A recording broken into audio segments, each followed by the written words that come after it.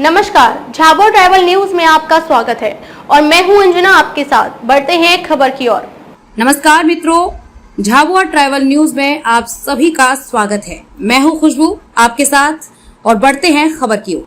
विगत दिनों आदिवासी महिलाओं के साथ मणिपुर में हुए अमानवीय कृत्य एवं हिंसा के विरोध में झाबुआ जिले के सरकारी कर्मचारी संघ एवं संपूर्ण आदिवासी समुदाय ने कैंडल मार्च निकाला और झाबुआ बस स्टैंड से लेकर मेन मार्केट होते हुए राजवाड़ा से थाना कोतवाली पहुंचकर देश की प्रथम नागरिक महामहिम राष्ट्रपति द्रौपदी मुर्मू के नाम आदिवासी समुदाय के कर्मचारियों ने सामूहिक रूप में थाना कोतवाली पहुंचकर एसडीओपी बबीता बामनिया को ज्ञापन सौंपा गया। झाबुआ से ब्यूरो हेड दीपेश प्रजापति की रिपोर्ट। गाँव के साथ में बर्बरता उनकी नग्न परेड कैसे देखता है झाबुआ का आदिवासी समाज? बहुत ही बुरा लग रहा है। हमने जब से ये वीडियो देखा है बहुत ही आक्रोश पैदा हो रहा है और अगर प्रशासन ने ध्यान नहीं दिया तो पूरे विश्व में हमारे आदिवासी आंदोलन करेंगे और इसका नतीजा बहुत बुरा होगा। यह हम आज नहीं, जब भी अत्याचार होगा तब हम आंदोलन करेंगे। प्रशासन विशेष ध्यान देवे ताकि इन बर्बरियों को कभी भी ऐसा बढ़ावा न मिले। समाज क्या मांग रखता है प्रशासन से, सरकार से? समाज ये मांग रखता है कि हमारे आदिवासी बहनों के साथ में जो अत्याचार हो रहा है उसमें अगर प्रशासन ने सुधार नहीं किया और उनको सजा नहीं दी तो इसका अंजाम बहुत बुरा होगा। फांसी की सजा होना चाहिए। अपना नाम बताएं। मेरा नाम है गौरी कटारा। कि उनका इस्तीफा दे जी। वहाँ के मणिपुर के मुख्यमंत्री जी जो थे उनका कहना था कि ये ऐसी घटनाएं आए दिन होती रहती है। जो मुखिया पद पर बैठा है, मुख्य इंसान है, वही उनका कहना यह रहेगा तो बहन बेटियां हमारी कहाँ जाएगी, कहाँ सेफ रहेगी।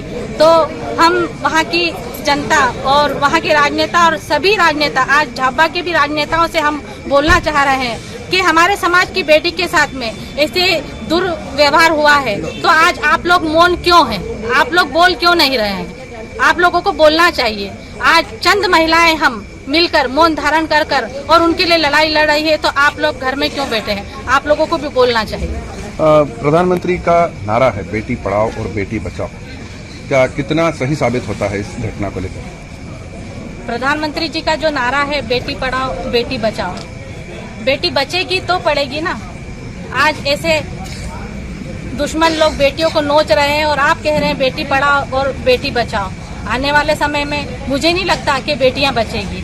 एक समय था कि बेटियों को जन्म से ही मार दिया जाता था, लेकिन आज बेटियां जन्म ले रही है उसके बाद दुर्बरता करके और बेटियों को मारा जा रहा है। तो मुझे नहीं लगता कि प्रधानमंत्री जी का ये जो स्लोगन है ये सही साबित होगा। अपना नाम बताएं। मेरा नाम राधा डामोर है। घटना मणिपुर से निकल करके सामने आई है, वीडियो वायरल हुआ है, नग्न परेड निकाली गई है, कैसे देखता है झाबुआ का आदिवासी? झाबुआ का आदिवासी उस घटनाक्रम में अपने आप को देख रहा है क्योंकि हम आदिवासी हैं, हम कबीले हैं और हम सब एक दूसरे से जुड़े हुए हैं।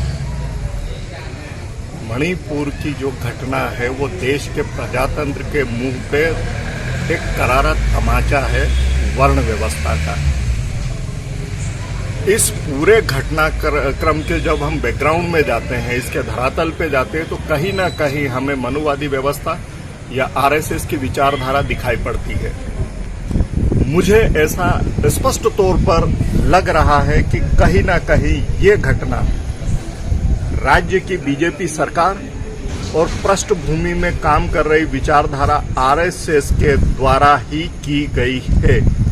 इसके लिए जिम्मेदार ये दोनों संस्थाएं हैं और मैं समस्त प्रजातांत्रिक जो इस देश की व्यवस्था में संस्थाएं हैं, चाहे वो सुप्रीम कोर्ट हो, चाहे वो राष्ट्रपति भवन हो, चाहे वो राजभवन हो, मैं उनसे फिर से विनम्र अपील करना चाहता हूं कि वे प्रजातंत्र के तहत कदम उठाएं क्योंकि हम नहीं चाहते कि हम कबीले, हम भारत के आदिवासी इस संबंध में अपने स्तर से कुछ कदम उठाएं क्योंकि हम कबीलों का जो अतीत है, जो इतिहास है, वो रक्त रंजित रहा है।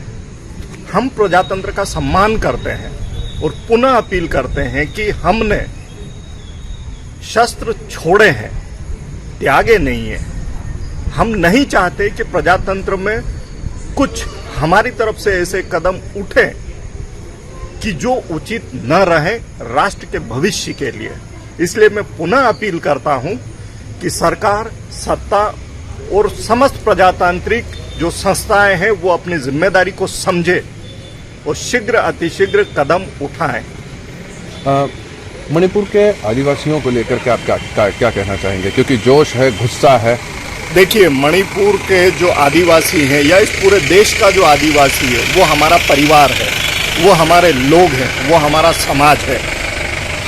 जिनकी संस्कृति, जिनको पूरा देश और सब अपनाने को तैयार है। और आज मणिपुर में जो घटना हो रही है हमारे आदिवासी बहनों के साथ में, ये देश के लिए नहीं पूरे विश्व में जोड़ा इसका जो है गलत उससे दिया है, पूरा शर्मसार हुआ है।